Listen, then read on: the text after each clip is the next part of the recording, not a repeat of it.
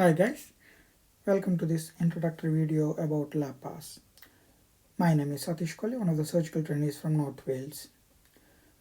LAPPASS stands for Laparoscopic Passport and was launched by the Association of Laparoscopic Surgeons of Great Britain and Ireland in 2015 at its annual scientific meeting in Southport. LAPPASS is an objective assessment of the laparoscopic skills of a trainee. It is a nationally recognized certificate of proficiency in the skills required for laparoscopic surgery. LAPPASS has a defined set of 5 laparoscopic skills. 4 of the skills are assessed by specific skill stations during the course, whereas the 5th skill, the camera holding skill, is assessed by your consultant in clinical practice. The table here shows the 4 skill stations with the tasks involved, the skills that are assessed, and the time limits. Task 1 involves transfer of 3 polaments over 3 posts and assesses the skills of grasping and manipulation and also depth perception. The target time is 4 minutes. Task 2 involves Roeder knot placement over the digit of an inflated glove to simulate appendicectomy and assesses the skills of knot tying and manipulation. The target time is 8 minutes. Task 3 involves cutting a disc from a glove or chamois leather and assesses the skills of cutting. Target time is 3 minutes. Task 4 involves the placement of 2 separate sutures with a target time of 6 minutes and assesses the skills of laparoscopic suturing. We will discuss the 4 tasks in more detail in the next few slides.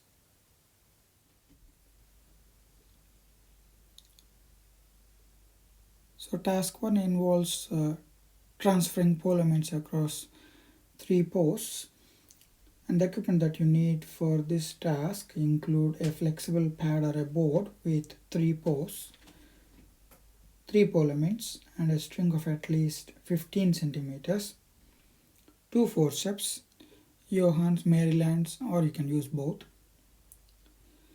There are specific instructions for transferring the polaments across the posts. So from the floor to the post 1, you have to use left hand only.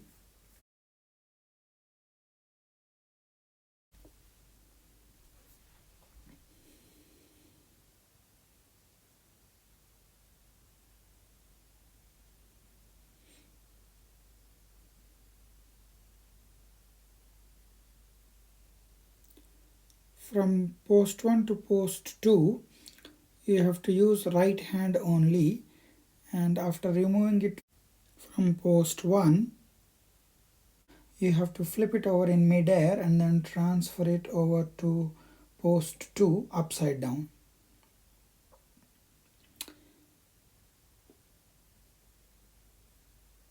If you actually observe the video, what I'm trying to do here is hold the polament within the jaws of the Johans such that the polament is parallel to the floor, so that when you flip over, it's very easy to transfer it to the next post and the chance of you losing the polament is pretty less.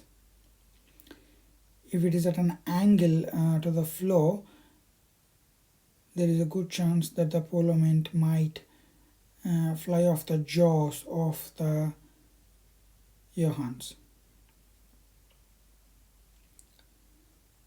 So from post 2 to post 3, you have to lift it or lift the polament off the post 2 with your left hand or with one hand, then transfer it over to the other hand in mid-air and then transfer it to the post 3.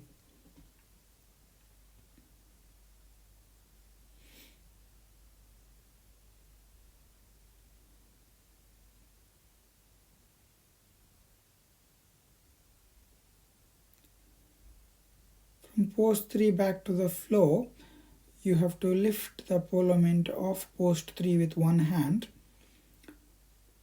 pass the string through the center of the polament and return the polament back to the floor.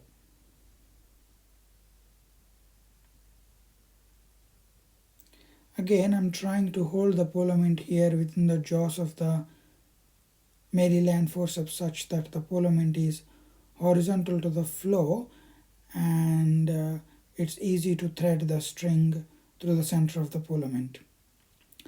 And when I'm holding the string, I'm holding the string exactly halfway through such that it's ready for the next polament. Otherwise you'll spend a bit more time in between the polaments repositioning or re-grabbing the string. I'm trying to hold it as close to the center of the string or the middle of the string as possible in preparation for the next polament.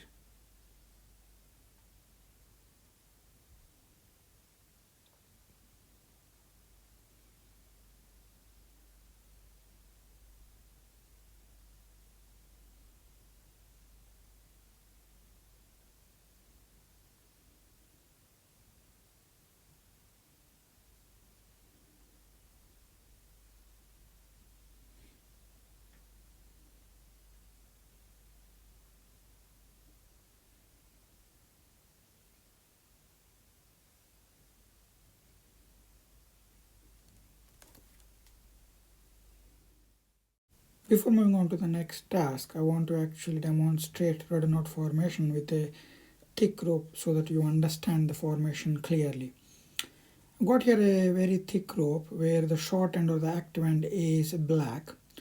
From the first loop,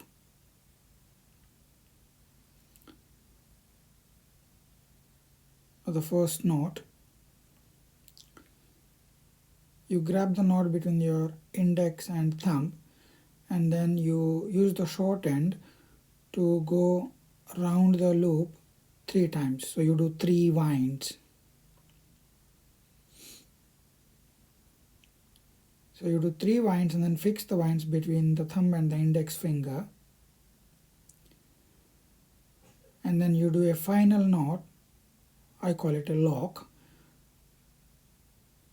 to the side of the limb where you started. So this is the final knot or the lock. And then you straighten the long end and then slide the whole thing down. So push the Roeder knot down and tighten it using the short end. Push it and tighten it. So that's the 1-3-1 technique of a Roeder knot formation.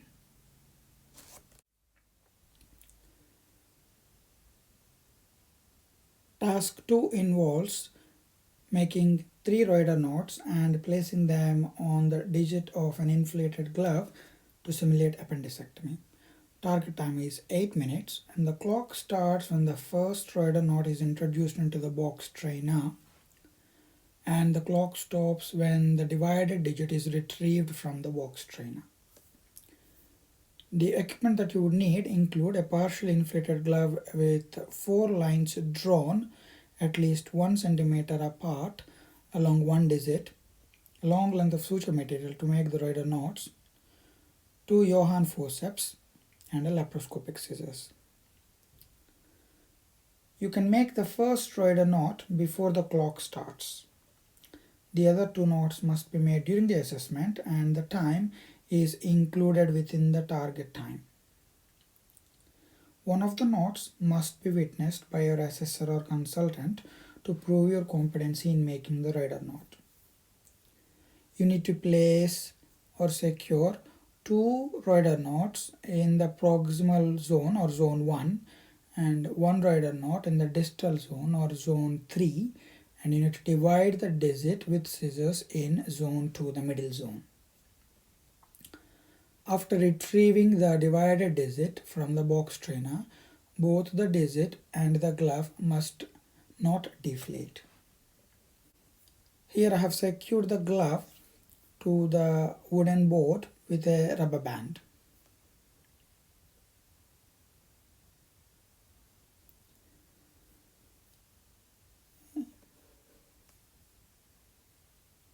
The best way I found to introduce the Roeder knot is to hold it in the jaws of the instrument just distal or just at the knot or just distal to the knot.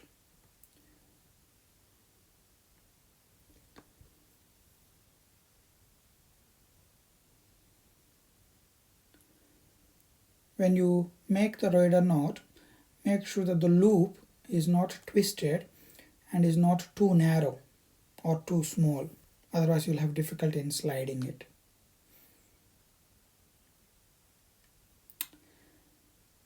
I would probably position the first knot in the distal zone or zone 3, because if you put the first knot in zone 1, there is a chance that after tightening the knot, the digit might become floppy and it might dangle or point to the floor, and it can make positioning the remaining 2 Roeder knots quite difficult.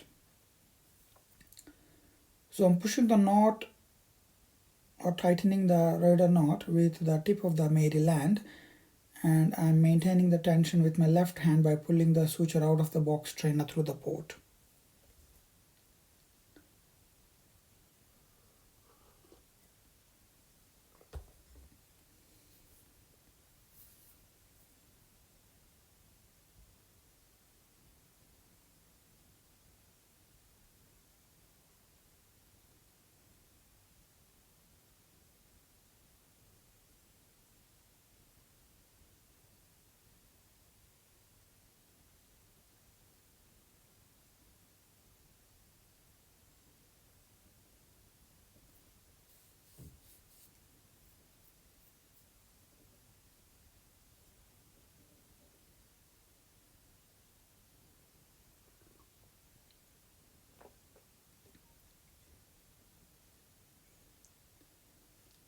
Now the second Roeder knot or the loop looks better than the first one. It's quite wide and it's not twisted on itself. And what I'm trying to do here is to make sure that it is not stuck in the groove of the first knot, and I'm trying to position it as far proximally as I can before I start to tighten the knot. So again, I'm pushing the knot in with the tip of the Maryland forceps whilst I'm maintaining the tension by pulling the suture out of the port and the box strainer with my left hand.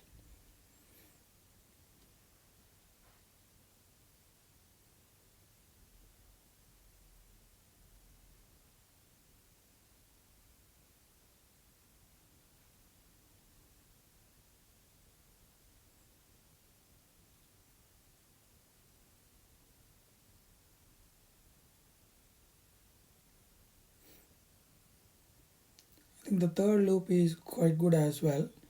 I've held it just distal to the knot and it's quite wide and patent and easily slided on the digit. Again, I'm tightening it using the Maryland forceps, and I'm maintaining the tension on the suture by pulling it out of the port with my left hand.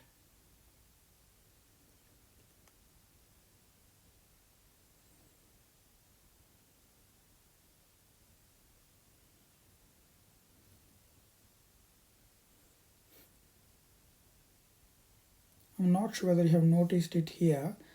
There is a small gap at the base of the Maryland forceps, and I have used that gap to push the knot in a few seconds ago.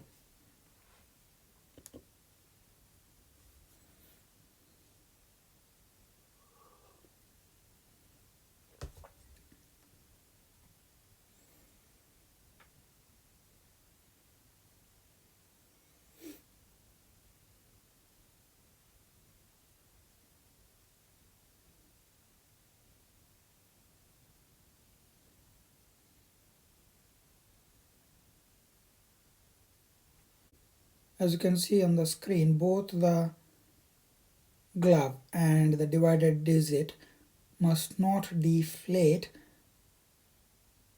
at the end of the assessment. Task 3 involves cutting an accurate disc.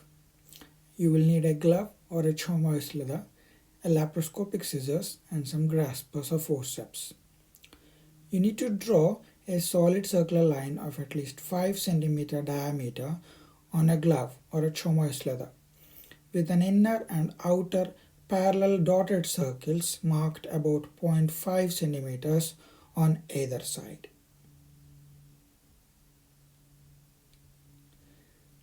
The target time is 3 minutes. The clock starts when the instrument is introduced into the box trainer and stops when the cut disc is retrieved out of the box trainer. The task is to cut an accurate disc without breaching either of the dotted lines. In the video, I have grasped the glove with the Maryland forceps right in the center of the circle and lifted it towards the roof to maintain a gentle traction. Gentle enough to assist me with cutting the glove, but not hard enough to tear the glove. Try to maintain the line of incision as accurate as possible on the solid circular line.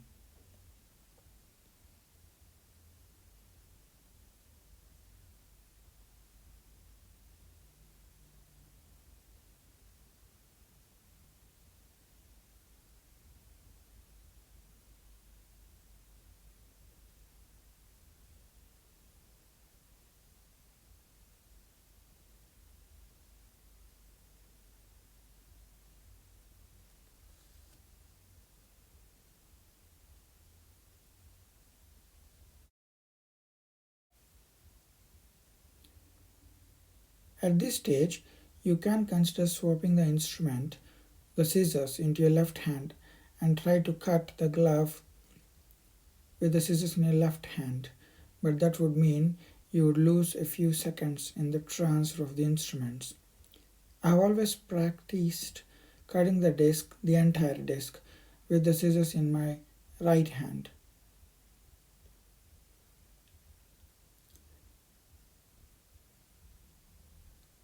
This bit of cutting the disc between 9 and 12 o'clock position is a bit tricky, particularly if the scissors is in your right hand. Do not rush at this stage, as that may result in tearing of the glove. Maintain gentle traction and be patient and accurate in cutting the disc.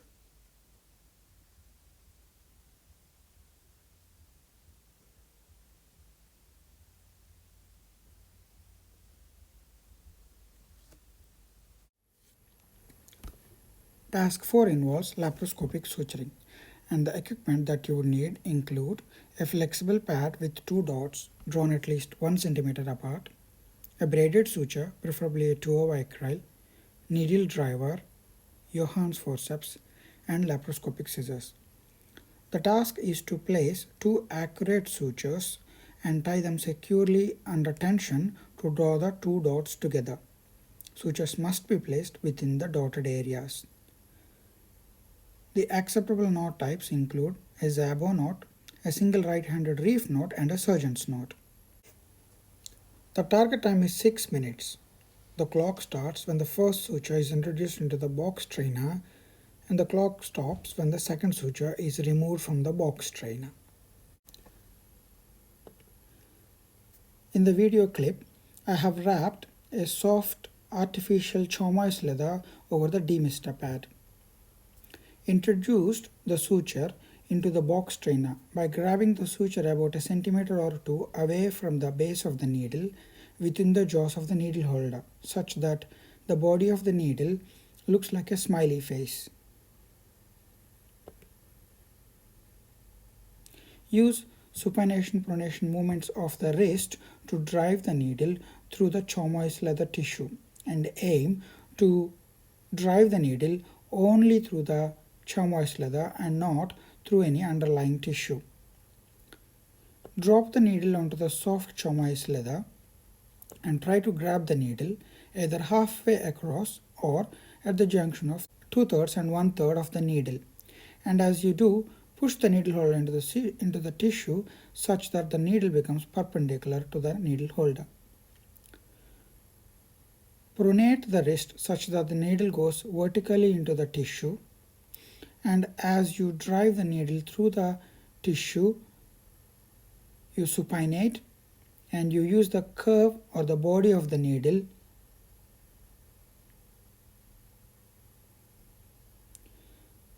grab the needle and pull it out, but not completely. Re-grab the needle about halfway across such that the needle is positioned into the jaws and you are ready to take the text bite. Pull the needle through, but don't pull the suture too far across.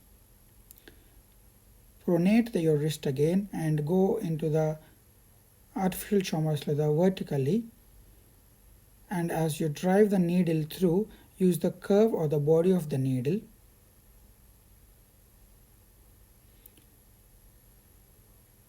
Remove the needle. Hold the suture with your left hand and pull the entire suture through such that the other end is short enough but not too short. Now hold the suture with the instrument in your right hand and form a C with the long end of the suture. The long end should be twice the length of the short end. Wrap the long end around the Maryland forceps with a combination of supination and pronation movements of the right wrist. Grab the short end with the Maryland and pull it through to form the first loop of the reef knot. Now, hold the long end with the left hand instrument or the Maryland to form a reverse C. Loop the suture this time around the needle holder with supination and pronation movements of the left wrist. Grab the short end again with the tip of the needle holder and pull it through to form the second loop of the reef knot, as you can see in the picture. Whilst tightening the reef knot, pull the long end towards the roof such that it is nice and straight, which will convert the reef knot into a sliding knot. Use the needle holder to push the reef knot down until it is tight enough, maintaining the tension such that the two dots are drawn together and are in contact.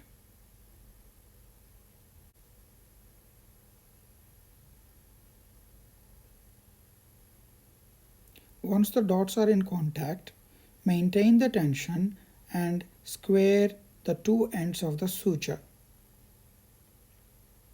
so that the sliding reef knot doesn't slip or undo.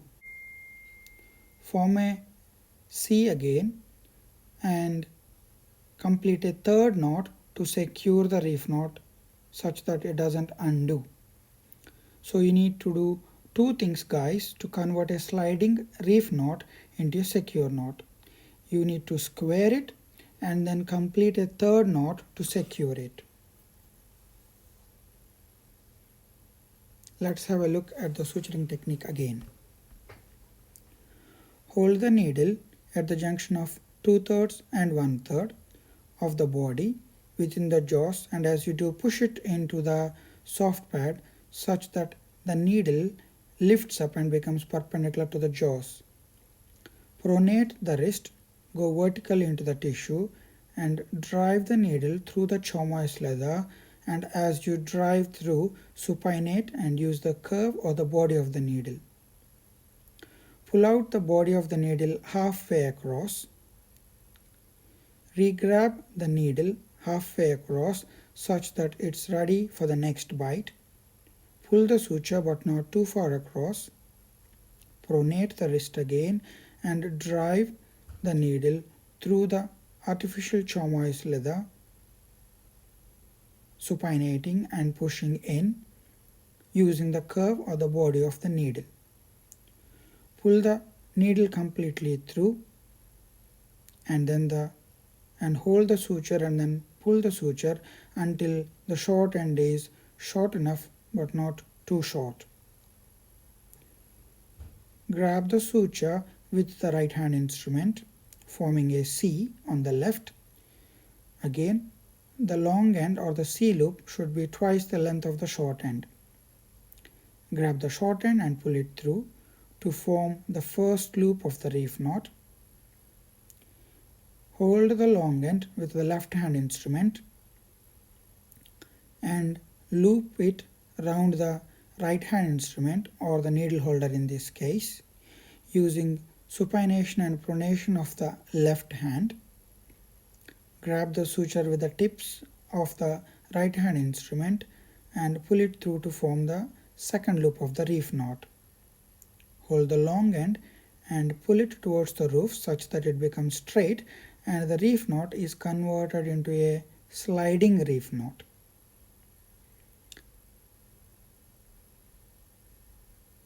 Maintaining the tension of the long end towards the rope, push the knot into the soft pad such that the two dots are drawn together under tension. I think in this video I am using a bit too much force as the pad is moving, which you do not want to do in real life. Maintaining the tension, square both ends such that the reef knot doesn't slide back. Holding the suture with the right hand, forming a C, loop the suture around the Maryland and complete a third knot to secure the reef knot. So guys, once again, to convert a sliding reef knot and secure it, you need to do two things: square it and then complete it with a third knot.